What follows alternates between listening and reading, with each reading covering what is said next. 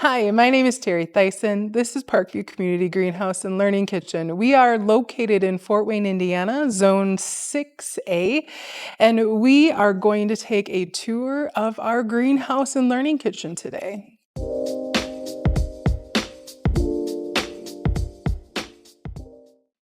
We have this beautiful temperature-controlled greenhouse where we grow produce throughout the year. We focus on foods that our community really enjoys because we're in the middle of a food desert here in Fort Wayne and we don't have easy access to fresh fruits and vegetables here. So Parkview, one of the local hospital systems, identified this as a really great project to help support our neighbors who need better access to fresh fruits and vegetables and have better nutrition. Attached to this greenhouse is a learning kitchen where folks can use the produce that we have here and know how to use it really well and get really great recipe recommendations that will help them eat more fresh fruits and vegetables. This is the greenhouse. We split it up in two sections roughly. This side we have the soil side where we're growing in a soil media. We use coconut coir, vermiculite, perlite, and a little bit of compost and worm castings. Over here is our hydro side. So we're focusing using water and nutrient solution to be able to grow vegetables in different growing medias that isn't a soil or a soil media. We are transitioning from our winter growing into our summer growing. So on this side, you can see a lot of leafy greens. We've got collards, we've got herbs, and we've got some empty grow bags here that'll soon be filled with tomatoes and peppers and eggplants and cucumbers. So those will grow up and they'll be trellised into these lines that we have here. Over here, you're gonna see a lot of leafy greens. So our leafy greens do really well in the hydro system, and we have a couple of different systems that we use. We have the nutrient film technique, otherwise known as NFT. That's these head lettuces we have here. We also use tower gardens, which are an aeroponic system that uses recirculated water. And then on the far wall, we have our farm walls or our ZipGrows. And those are vertical growing systems, so we can save space with those. That's also a recirculating water system. And then we have our Ebb and Flow. We have Ebb and Flow Table, and we also have Ebb and Flow racks that use that recirculating water nutrient solution on timers and pumps. It pumps water into the system and it drains out, and it keeps our plants well hydrated with the water and with lots of nutrients through those systems. So over here on this side of the greenhouse, we have our grow racks. We use a lot of the soil media here on the grow racks. This is also where we start all of our baby plants. So we've got our germination rack where they all start their life and then they move on. Some plants stay here within the germination rack for their entire lifespan. Some of them get moved on. So down below, we've got some of the plants that have germinated in the different systems for the hydro, and they're gonna get transplanted out in about a week or two. Here we have some basil. These are all grown in soil. And we also have sorrel up here, the red vein sorrel. Beautiful with the venations and the coloring. And these are plants that we've chosen to be able to do in the media because it works just a little bit better. We can do a higher density with these and we can get a much higher harvest and a smaller footprint with this. Same with the basil. We do with the basils as well. We do more of a cut and come again where we can do a harvest, let it grow out a week. So all of these, you can barely tell. These were harvested not even a week ago and they're already regrowing really well. And we can do another harvest again in these within the next few days. These racks that we have against the wall, it's a really easy system that can be used with a lot of at-home growers too, using tools that's easily accessible from local big box stores. And it's a recirculating system. So at the bottom here, we have a tank, and this is just a regular old plastic tote that you can get. And the tank, we have a water, like a pond pump in there. And from that, it then feeds each one of these trays. So there is a line up that goes into each one of these trays. These trays are very specific. And if you're doing these systems, I'd recommend getting these specific types of trays because they're built for these systems in the way that they're graded to be able to drain them correctly. But there's 2 holes in each of the trays. So we've got the pump coming up and it runs for a certain amount of time. And we get to decide that because we have it set up onto a timer. And then it drains out after that certain amount of time. You can see back here, the tubing that we use, this black tubing is where the water runs through. One line is the water up through the pump. The other line is the drain that goes back down to the tank. This recirculating system is very efficient with water.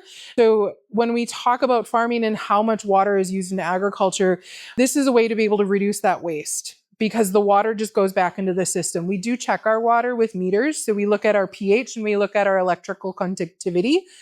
Because the water in there is also a solution with nutrients. We use a hydro solution. But you could also set this up too with soil that has its own nutrients in it and just do a recirculating water system. But our media doesn't have fertilizers in it, so we need to be able to supplement that with the nutrient solution. Once a week, twice a week, we check our solution with a specific probe that checks your pH, checks your EC. We're looking for a pH roughly between 5.5 to 6.5, depending on the crops. And then we're looking for an EC to be about 1.5. And that the electrical conductivity tells us how much nutrients are in the solution. We want to make sure that it's not too low because then we have to add more nutrient solution. We want to make sure it's definitely not too high because that can burn the plants. Same with the pH. We want that range and we go a little bit more acidic in hydro versus a soil system because the soil is able to buffer it a lot easier. In a hydro system, we really want to keep that solution at that lower range of the pH. And that makes it so that the nutrients are available for the plants. But if we go too high, it's going to be alkaline and the nutrients aren't going to be available and the plants are going to suffer. If it goes too low, it's going to get acidic. Again, the nutrients aren't going to be available and eventually we could burn our plant. This is the PL light systems that we use. And you can see that there's the red and green lights in there that help with a full spectrum light. These are the systems that we've used since we started the greenhouse in 2018. And it works really well for our leafy greens and for germinating plants. Here in this section of the greenhouse, we grow in grow bags. So these are 5-gallon, most of these are 5-gallon grow bags. And we do this in crops that we want to have growing for a longer season or have a longer days to maturity versus in our grow racks or in our trays or in the NFT systems, those are shorter day. This allows us to grow things like collard greens that also have a longer harvest and can go for longer than just 3 harvests. We're going to be putting in, as we transition from our winter growing into our summer growing, we're going to be putting in tomatoes, eggplants, peppers, and cucumbers. Here in this area, we've got micro irrigation. So everything we want to do is make sure sustainability with water use. And we've got these white PVC tubes that carry our water from our fertigation system. And off of each one of these is a black tube, and then we use these dripometers. This does a very fine spray that comes out of here. And then we set it up all through timers. This is our nutrient film technique, NFT. This is a system where we have a reservoir, a large tank underneath the table that has our nutrient solution. It has just a simple pond pump that then takes it through a filter to make sure that we have our water nice and filtered throughout this system to reduce the sediment. Runs through this pipe that we have here, up through here, and it goes through these little tubing that we have here. So it's a constant flow of water that's running through these guys. Goes through the gutter. And in here are our individual plants. So we are growing head lettuce in here. Head lettuce is one product that we grow really, really well, and that is very requested from a lot of our clientele. We have little coconut coir pellets. The plants then grow up. You can see we have a gradient of plants. These are the newest plants in this area. These, and then they grow up, and then these are the ones that are getting harvested this week. So these are the ones that are the most mature. We run the NFT, the nutrient film, 24 hours a day until the plant's ready to harvest. And we have beautiful, healthy plants that are growing through here. So we've got our head lettuce, and we've got a nice root mass that comes with it. And what we do is we take these heads and we trim off some of the roots. And what we do is we sell it as living lettuce. So we sell it with the root ball attached to it with this coconut coir pellet. And then folks can take it and it'll last a lot longer in their fridge. And they could actually continue to regrow. So if they could put it in a pot of water and the lettuce, the leaf will continue to grow throughout the, until the plant is done and go into seed. These are our 2 tower gardens that we have in the greenhouse. Another hydro system that we use, these are systems that are used a lot in schools for educational purposes. So a lot of our different elementary schools have these in their classrooms. And we have them here to be able to showcase different ways to be able to use the produce and grow really well in them. But they're also a really great system to grow leafy greens. Here we have a lot of herbs. And we've got cilantro, dill, chives, and parsley all growing really well. At the base, and it's all self-contained units. So the base is the reservoir, the tank, and we use a lot of pumps. So this one has a pump in it as well in the base, and it's got a tube that runs all the way to the top, and the water then pumps the top all the way to the top, and then it rains down over the roots of the plants, and it's a nutrient solution. In here we use rock wool in these little plugs that hold our plants, and then it's considered aeroponics because it's that water kind of thrown onto the plant's roots throughout the air. And the water then trickles back down and it gets recirculated into the system. We have little doors that we can access to be able to look inside and see whether or not we have enough water. And just like the rest of our systems, we check them regularly to make sure our pH and EC are in line with what we need them to be. And these are also herbs that we do that cut and come again, where we come in and we harvest the plants and then we let them regrow for 3 total harvests. Here was last week's harvest, so they look a little puny. We're going to be harvesting these this week. So we rotate what we're harvesting from so we can have consistent harvest every week. So this is our farm wall from ZipGrow. This is another hydro system where we have a tank of water. The tank is actually at the bottom here. We have a pump on the far left side. The pump takes the water up this tubing, and then across the top you see additional tubing with little emitters. We run these on a timer as well. So once the timer indicates for it to start running, the water drips down on here. In this growing media, we've got a black matrix, which kind of feels like a black sponge. And then we have a white felt strip that helps secure the plants into there. Each of the plants are grown in, it's just called a wedge. And it's a growing material that we get from ZipGrow to be able to grow specifically in here. This felt keeps the roots nice and wet. The wedge keeps it secured in here. And we're able to grow a lot of different crops in here. We've got right in front of us here is a mustard green. This is a Thai basil, tatsoi. Our leafy greens do really well in here. And this vertical system allows us to grow a lot in a very small footprint. This is a system that can also be used totally indoors. They've got supplemental lighting systems that you can add to these as well. So if you want to be able to grow it in your kitchen. But these are a way for us to be able to optimize this wall and have continuous growth that's really high density. Here I'm standing in front of our Ebb and Flow table.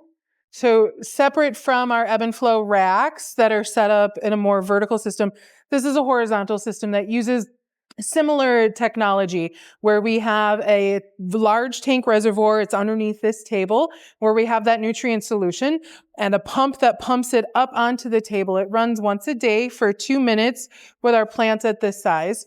And in here, we grow a lot of baby kale. So our clients really like baby kale, and it works well in this system. So if you take a peek underneath all of this beautiful kale, you're going to see our media in trays. And we've got, here is our most mature plants. These are going to get one last harvest before they go off to the compost. So our root masses underneath are really, really dense and not a lot of media left in there. And our Ebb and Flow works well for this because these plants they're very hungry for water and nutrients. So we want to make sure to give it every day without stressing our plants. In front of it is another sea of kale that will get harvested the week after. We alternate weeks so that the plants are able to regrow. So this week we'll harvest off these guys and next week those will get harvested. And we have some baby ones that were seeded and ready to come in here and replace these guys. When we talk about the ebb and flow or the flood and drain systems, what happens is that the water gets pumped up from that tank into this large table. So we'll have a few inches of water that flood into this table, and it soaks that media and the roots that are in the media. So we're essentially underwatering. Not underwatering, but watering from underneath so that we can control disease and pests that like the water on the leaves. And it allows the soil that's enough time to be able to soak up the water and saturate that media, and then it floods away so that the roots can then have the air that it needs. So it's just once a day flood for about 2 minutes, and then it drains away. Here is the outdoor growing area of our community greenhouse and learning kitchen. We have 12 raised beds that we're able to grow in, and we use this space to be able to supplement some of that produce in the middle of summer when it gets unbearably hot. The crops do a little bit better out here. We can also use this as a learning opportunity for folks to be able to learn how to grow in soil in raised beds, which is really common in the urban area, similar like what we see here in Fort Wayne. We do have also a pollinator garden that we use to be able to invite our beneficial insects. And then we also have some truly in-ground growing as well that we've implemented, where we have some cut flowers that we're able to have for folks for our market during the summer, and being able to show people a lot of different ways to be able to grow so they can take this knowledge and bring it back into their own backyards and into their own homes. Welcome to the Learning Kitchen side of Parkview Community Greenhouse and Learning Kitchen. This is where you can take the produce that we grow in the greenhouse or that you grow at your own home and be able to learn how to use it in healthy recipes that taste good. We have a team of dietitians that do our classes and give you that knowledge and expertise to be able to make sure that you're making the right decisions for your family and your own health. We have offerings of classes that are just single classes, like how to use collard greens. And then we also offer series of classes that build upon skills to be able to learn how to use knives and measuring tools and different equipment in your own kitchen that you have access to. And you can cook along with your neighbors and those team of dietitians to make sure that everything that you're doing is safe and healthy.